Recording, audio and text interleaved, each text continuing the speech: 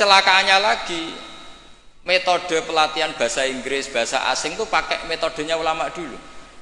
Orang kalau kursus Inggris itu dilatih disuruh ngomong sampai aksennya Inggris, konversasinya gaya Inggris, sehingga mereka pinter. Itu metode kita. Dulu nggak ada guru bacakan murid, itu nggak ada murid bacakan guru. Makanya kenangannya Imam Syafi'i, qara'tu ala Malik al-Muwatta, saya membaca Muwatta di depan Imam Malik. Sehingga murid pinter apa goblok ini gurunya tahu. Nanti kalau bacanya bener terus disahkan jadi kiai. Sekarang enggak, ngaji terus, rokokan, omong-omongan tetap jadi kiai. Padahal kiainya saja enggak tahu dia pinter, enggak aja enggak tahu. Nah ini termasuk sanad yang mungkotek. Makanya saya ini nyesal senyesal-nyesalnya. Di tradisi pesantren sekarang ngaji sorogan itu jarang. Saya alhamdulillah sampai sekarang masih ada beberapa santri yang ngaji sorogan mahali sama saya. Termasuk beberapa Gus Sarang masih sorogan sama saya. Karena Mbah Mun tuh gak mau ngasih sanad kecuali sorogan. Jadi dulu saya ngaji sama Mbah Mun, cucu kandungnya Mbah Mun mau sanad mahali gak langsung Mbah Mun, harus lewat saya karena Mbah Mun sudah tidak sorogan mahali karena sudah sepuh. Nah pentingnya sorogan itu orang mustakil, murid ini mustakil, bacanya apa ini mustakil. Jangan sampai ngalami misalnya ada murid tanya, Gus, walam tardiman itu maknanya apa? Saya yang kecelok orang alim saja nggak tahu maknanya lam tardiman. Setelah tak lihat ternyata di bab khed walam tarodaman, dia baca langsung lam tardiman. ya bingung. Kok saya sampai apa? Madatul kalimah dari apa? Mustaknya apa? Soroknya? Akhirnya saya coba kitabnya tak lihat, ternyata walam taro daman, dia bacanya langsung lam tardiman. Itu banyak sekali. Nah makanya saya mohon lah di dukun ini orang-orang yang alim atau ustadz alim itu harus tetap ada tradisi ngaji sorogan, terutama bagi khiyaru ahli, orang-orang pilihan. Dulu sahabat ngaji Rasulullah Quran itu ya sahabat yang baca. Dulu saya ngaji Quran, setor Quran min awali hatta akhiri, ya saya yang baca. Beberapa kali saya baca kitab di depan Mbah Mun, di depan Gus-Gus, di depan kiai-kiai saya. Dia kiai dulu itu tahu ini sudah alim, ini belum, ini setengah alim, ini setengah waras, ini tidak waras, itu tahu. Karena kelihatan sekali, tingkat naifnya itu kelihatan sekali. Misalnya ada anak baca misalnya begini, An Abdillahi bin Amrin, itu gurunya pasti tahu. Lucung kok Amrin ada wawunya, berarti bener. Misalnya An Abdillahi bin Umaro, itu gurunya langsung tahu. Nah sekarang itu enggak, murid itu hanya mendengarkan, sehingga kadang-kadang ada orang itu baca Ibnu Ubay bin Ka'ab, itu dibaca Ibnu Abi, anaknya bapak ini cenrak kowe cung. Jadi ini kecelakaan seperti ini nggak boleh terjadi. Ada lagi murid yang tanya gini, ini setengah pinter tapi ya setengah goblok. Saya pernah sorogan fikih ditanya, tidak boleh nikahi zaujatul ab. Saya ulang lagi ya, wala tangkihu manakaha abaukum minan nisa illa matat salaf. Tidak boleh menikahi istrinya bapak.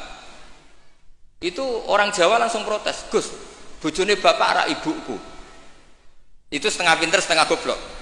Setengah pinter karena di Jawa rata-rata orang itu istrinya satu, artinya kalau bojone bapak ya mesti ibunya dia.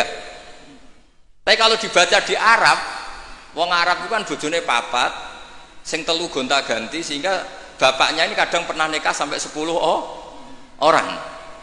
Paham ya? Orang Arab, mungkin orang Jawa Timur ya rodok Arab, banyak kiai yang istrinya ada satu kan.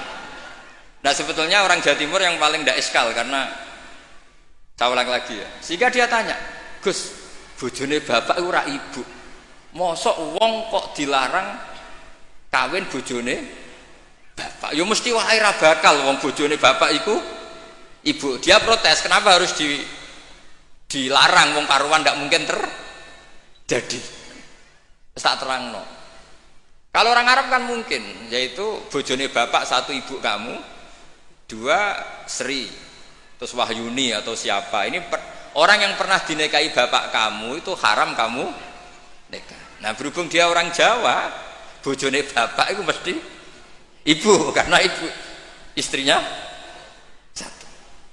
Nah itu setengah pinter setengah goblok. Setengah pinternya bisa bantah, agak cerdas lah, bisa usul gitu. Setengah gobloknya itu sebetulnya ketika dengan ibunya itu bahasa Arabnya bukan zaujatul ab tapi ummuka. Kamu tidak boleh menikahi ummuka. Jadi bukan dimasukkan zaujatu abika. Jadi kalau dalam bahasa fikih itu status yang dipakai status terdekat. Jadi misalnya saya menghukumi ibu saya ya ummi, itu ibu saya. Tapi ketika istrinya bapak yang lain harus distatuskan zaujatu abika. Itu tidak bisa, kalau orang nggak sorogan itu tidak bisa. Nah kalau orang-orang NU, orang-orang pesantren saja sudah ada alim, apalagi yang di luar kita. Karena tadi sanad ini sudah mulai mungkota, ini sudah agak kecelakaan betul. Dulu Imam Malik tuh ngaji di depan Imam Malik ngaji di depan Imam Zuhri, ya sorogan. Imam Syafi'i ngaji di depan Imam Malik, baca muwatta khatam benar semua. Terus qad ana laka antuftiya, ana itu sudah saatnya kamu iftah. Karena membaca min awali hatta akhiri benar semua. Masih ngaji sama Sufyan bin Uyainah, masih ngaji sama Sufyan As-Sauri. Terakhir beliau ngaji sama Muhammad bin Hasan Asy-Syaibani di Irak. Itu semuanya yang baca Imam Syafi'i, sak logikanya. Terakhir dites begini Imam Syafi'i, sama sih. Saya termasuk sering baca kitab Risalatus Syafi'i. Saya sering baca kitab sering baca kitab Risalatus Syafi'i. Itu dites begini. Kata Sufyan As-Sauri, ya Aba Abdillah, kalau manggil Syafi'i itu Aba Abdillah, ma makna hadisi la tuharrikut tayra min makinnatiha. Gurunya yang satu tidak baca makinnatiha tapi min wakanatiha. Jangan gerakkan burung dari sangkarnya. Kalau sampai yang dibedai mesti jawab ini, kurang penggawean apa ngobrak-ngobrak manuk kan gitu. Tapi Imam Syafi'i dengan fasihnya menerangkan orang Arab itu kalau mau pergi itu tatoyur. Tatoyur itu pakai ukuran terbangnya burung. Nak digusah terbang ke kanan ila aimana berarti alamat baik. Kalau berterbang as'ama atau aisara berarti buruk. Itu kalau ada burung di hutan terus digusah. Kalau nggak ada burung di hutan, dia memang nyimpan burung diletakkan di kurungan, tapi kurungannya dibuka terus diubrak. Nak terbangnya nganan baik, kalau ke kiri buruk. Makanya disebut di Quran innama ta'irukum ma'akum inna tatoyarna bikum. Karena yang dipakai ukuran itu ta'ir. Ta'ir itu sesuatu yang terbang. Itu Imam Syafi'i langsung paham. Adatul Arab kalau mau pergi itu melihat terbangnya burung. Sehingga makna hadis la tuharrikut tayra min makinnatiha, jangan mentaklekkan barokah tidaknya pergi berdasar terbangnya burung, tapi berdasar pergi kamu itu fi taatillah atau fi maksiatillah. Nangis gurunya. Padahal pas itu Imam Syafi'i umur 15 tahun. Wong kok pintere ngono. Makanya terus sampai dipuji-puji. Saya punya keyakinan kalau nanti fata min Quraisyin yamla'u tibaqal ardi ilman tuh kamu. Padahal teksnya hadis hanya gitu, jangan gerakkan burung dari sangkar. Itu dulu mungkin orang alim sampai seperti itu mungkin. Karena ngajinya sorokan, mustaqil. Saya beberapa kali dites Mbah Mun, hak cara kowe naib Indonesia itu fasik ta ora? Ora dijawab fasik ya rodok fasik untuk mel-melan terus. Nak dijawab fasik padha karo ngukumi nikahe wong sak Indonesia agak sah mergo waline napa?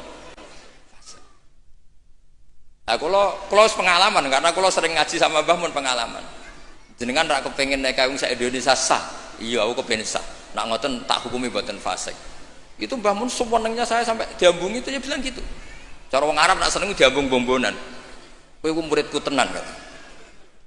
Karena itu memang jebakan. Jadi ya sudah seperti itu. Itu mungkin kalau ngaji sorogan.